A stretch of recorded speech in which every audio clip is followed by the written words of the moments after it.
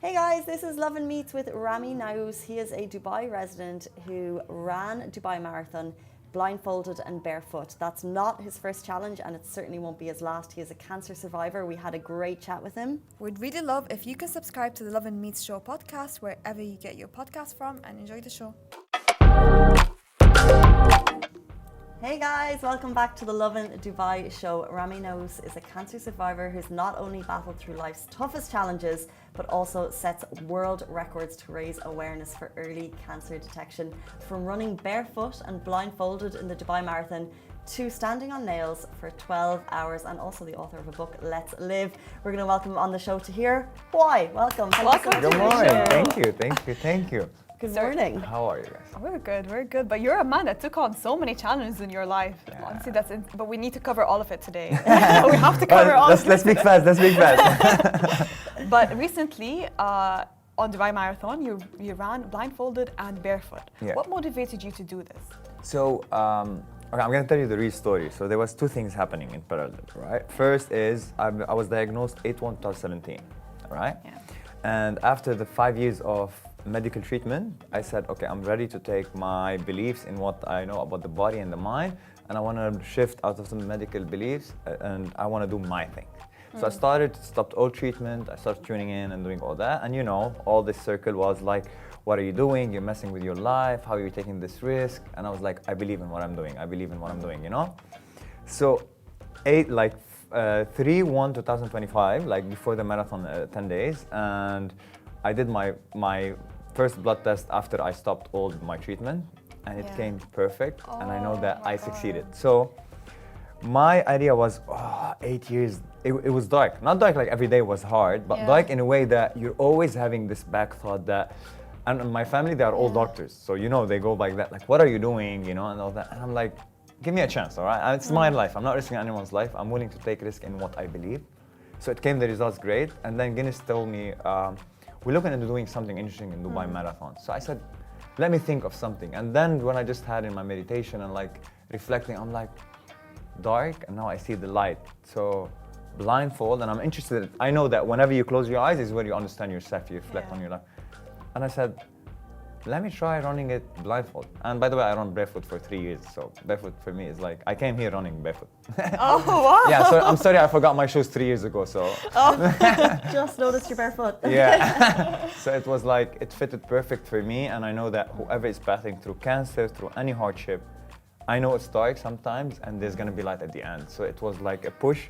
First it was for me that finally I can see the light, like for sure what I'm saying.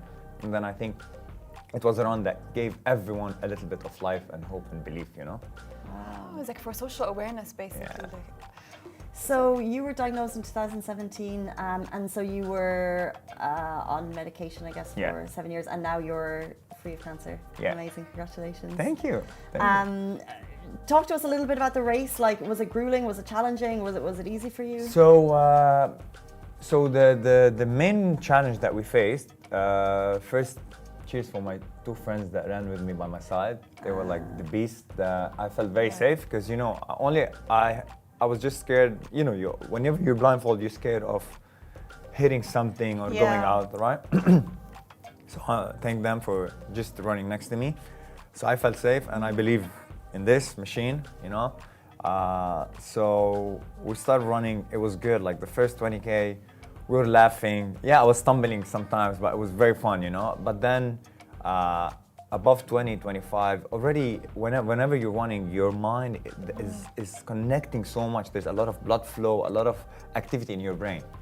So if I'm not blindfolded, whenever you're running, you stop and you feel like everything is wavy, right? Yeah. So when I was blindfolded, I started being disoriented.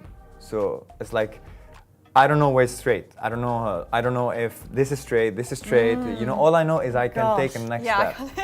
So above 30, I started feeling dizzy, I started feeling all that, but I was just telling myself, it's okay, you're good. I'm talking to my mind, because your mind, every time that he feels is not in control, that's why it comes to take over. That's why fear happens with us. That's why we stop from doing things that we love, because your mind says, no, because it's afraid. It's the unknown. So I was like, it's okay, man, it's okay, we're good. I was like, we're good, keep pushing, another step. And I was like, and at that moment, I don't know which, maybe 38, 37, I just told my friends, come close. I just need to touch your neck, shoulder. I just need my mom to still know that I'm in this existence. Because I was like, am I alive or not, you know? So it's like the first. I can't even imagine this. It was like, you know, it's like you're running into a loophole, like a black hole. You don't know where is the end, but you just believe in the next step till the end. The thought of it gives me so much anxiety, actually. 43 kilometers blindfolded running through Dubai Marathon, which is, I'm sure, like the sights or the sounds were disconcerting as well. Yeah, like there's people cheering on the side. Whenever they were cheering after the 25, like when I started like too much in my head, I told the boys, please stay next to me because it was bothering me. You know, I need to stay focused. Like I need peace. You know, like that. But how would you describe your emotions at that point? Do you feel like you felt so much anxiety, or you felt free in some way? No, look. So it depends where you are compared to yourself, right? Yeah. So I am someone who sits with my thoughts a lot. Yeah. Because the first thing that I healed, cancer, before it manifests in the body, it manifests in your thoughts, right? We have cancerous thoughts, you have cancerous people, you can be a cancerous person, right? A person who comes and throw negative energy here, you're gonna feel like, why am I not feeling good? What happened? And you realize, oh, this person, I didn't like his energy, right? So cancer, it manifests in the body, but it starts everywhere else. So for me to heal, when I believed in my healing process, I understood that I have to understand my cancerous thoughts. I have to deal with my cancerous thoughts and all those around that. So me sitting and closing my eyes is something that I love to do, and I do it on a daily basis. I have an hour, 2 hours, half an hour, however is my day, but I sit with my thoughts. So for me, it was okay. I'm used to my mind telling me playing game. It's like a baby, you know? I convince him sometimes, he convinces me sometimes. I try to win more than often. Like, hey man, it's good. Don't be scared. Like I talk to my mind, especially in the run. Don't be scared, it's good. We're good, we're still alive, we're still good, we're safe, we keep pushing, you know? So if you're not, I know that people are anxious because of this, and that's what I tell people, like people who I help through anxiety, all that, I tell them, first thing you have to do is you have to just sit and look at your thoughts. Don't do anything. Just let them see it and see your mind. Up, down, you're good, not good, you're gonna fail. Let them, whatever, it's not you. You don't ask your kidneys to do what they are doing now, right? Oh no. Right? So same goes with the brain. So just give it time, accept it, and embrace. How would you compare your mindset now to, I guess, pre-2017 before the cancer diagnosis? It's like, I say one day, and I said it in the book, I was like, I always ask myself, where was I? You know? Like, I don't know, like I was on autopilot or not aware of myself or all that, you know? So it's like, if you show me a picture of me when I was, even 2-3 years back, I'm like, I look at him, it's not me, it's someone else, you know? You know, we've heard the saying that says the body is really strong. It has the power to heal itself. Of course. So, like previously, you stood on nails for 12 hours, right? Yeah. What pushed you to to stand there through the pain, through everything, and for 12 hours straight? Yeah. So the story of my nails, and that's actually what inspired me to write the book. I have my auntie, I have a picture of her. She was also diagnosed with cancer, and previous to my nail attempt, she was diagnosed with terminal cancer. Terminal cancer is you go to the doctor and tells you still have this amount of days to live. And my auntie was very powerful. All what she used to say, love life, love life, love life, till the next day. She planned her funeral. She did a task. Man, look, I have goosebumps. She did a task for the whole family to do stuff when she's gone, all right? She said, you don't wear black, you wear blue, because blue is the color of hope, color of like everything that is good, positive, not like black, you know? So all that, and then, man, this process and how it was manifesting with my mom, like, you know, my mom talking to her sister that she's gonna die tomorrow, you know, my mom was in pain more than her sister, I guess.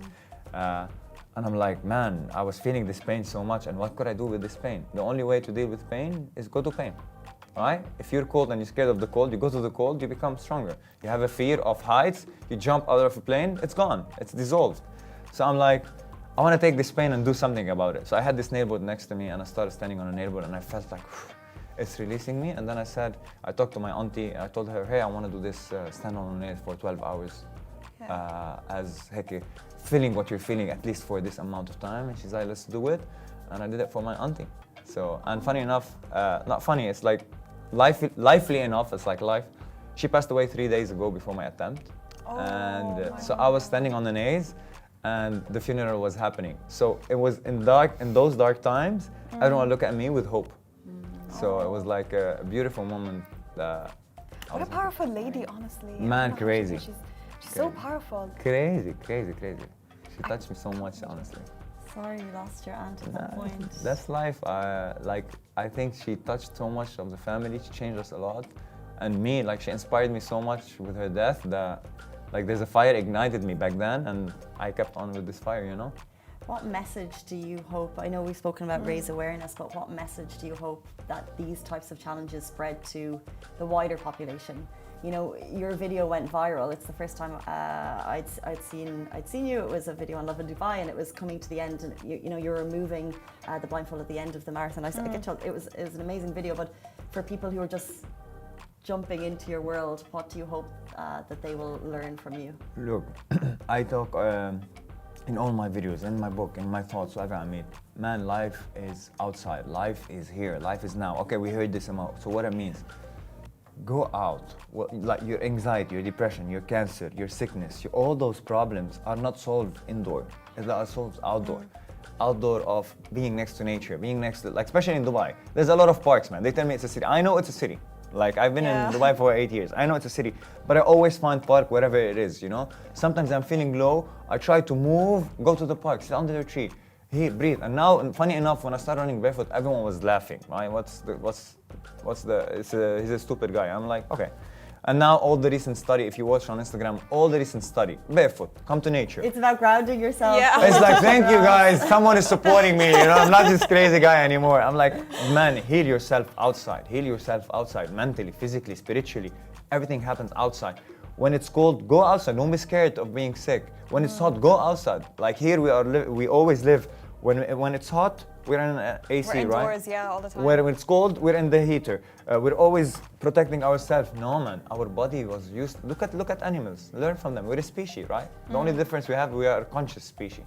So look at it as a species. Go out, feel yourself. That's why I tell them, run barefoot. Man, running barefoot opened for me the dimensions that I didn't know that they even exist. You know.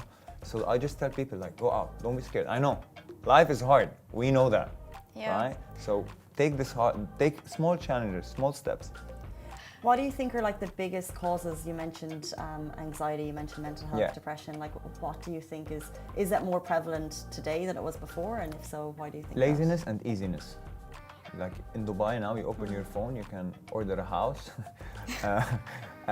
furniture, I don't know, like everything, right? So what makes this happen is like, I'll sit and just do this, right?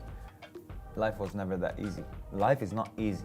We have to know that. And once you start taking, it's like if there's a nice saying, if you make today hard, tomorrow's gonna be easy. If you make today easy, tomorrow's gonna be hard, right? So understand what type of hardship you go into, and like push yourself in ways that, use the elevator, use the stairs, not the elevator. Sometimes, right? It's not about fitness and like, forget about all the business propaganda and all that. Just be active the way you can, and that's how you will feel way better. Healing your depression or any mental health problem starts in your body, right? Yeah. So you heal your gut, you heal your body, 90% of the stuff in your brain is gonna heal. I think that's a good chance, right? The 10%, we can figure it out later, but that's it. Just be out. And I feel like if you overprotect yourself, by the way, it really drastically affects your immunity. Of course. It goes down. Of course. But let's talk about your book a little bit. It says, let's live. Let's live. Challenging yourself is the way. Why do you think it's important for humans to challenge themselves? Because look, eventually life is gonna challenge you some days, sometimes, right? So if you are used to challenges, if you raise your stress threshold, if you raise your skill set, if you raise your belief in yourself, your confidence, all that. So when a challenge comes, you're just a little bit more prepared. So I've been doing challenges for 2-3 years, and I barely had 50 views, and it's like I never do them with the views. I was just challenging myself because I want to understand what am I capable of, who am I? I always ask myself, who am I? So once you start challenging yourself, whenever a challenge is gonna come, at least you're a little bit prepared, right? Yeah. So challenging yourself is always the way. And my motto is let's live, because man, as I told myself, and I told you at the beginning, I don't know where was I before my cancer, you know? I was just existing. Now I'm living, man. Do you know what it means to be alive? Like, do you know the potential that you have, your mind, your body? It's like a whole different dimension. Living is here. We're all now living here. You're having an experience, you're having an experience, and I'm having an experience, right? Yeah. So your life is about you, and your life is about you. So experience you, understand you, and life will change. This is just a VR or whatever. Life is here, right? It's a feeling. Yeah. If you love someone, why you love them? Because they're feeling, right? You Yeah. take people eat sugar. Why? Because it gives them a feeling. We're a feeling species, having a human experience, right? So go and feel yourself. Understand. I'm sad. Yeah, understand that you're sad and accept it and embrace it. When I'm sad, I'm sad. I don't fake it. That's why when I'm sad, I'm off social media. I'm off people. I'm by myself. I'm feeling sad. You know. I don't numb this stuff. So just live. Like, I know that I'm probably throwing a lot of knowledge for people, but that's why I have my book. Like, you can understand how I talk about those small things to understand to come alive. Ramy, before you leave us, your book is called Let's Live, and it's true because it's people watching today, and maybe they feel stuck, and maybe they want to challenge themselves. They're thinking, how? Like, what could I do? So, what's one small challenge that could make people feel more alive? Take off your shoes, get off your building, and walk. Not run first, just walk. First day you walk, maybe tomorrow you will run. Yeah. That's it. That's how it starts. It's that simple. How can people get in touch with you, and how can people find your book? My name is Ramy Naouss on all social media platforms, and our website, whatever it is Let's Live. Let's Live is on all Amazon. It's Kindle and hard copy. Anything that I can help, I always try my best to reply to everyone and help everyone in their journey, and it's always good to be alive, man. We always say how lucky we are in the show to meet people from the community doing amazing things, and you are one of them, Ramy Naouss. Thank you so much for joining us. Thank you so much. Appreciate having it. me. Thank you, Masa. Thank you, Casey. And that brings us to the end of the Lovin Dubai show on this Monday morning. Have a fabulous week. I'm sure you're as motivated as we are to kick it off, and we'll see you back here tomorrow morning, same time, same place. Bye-bye.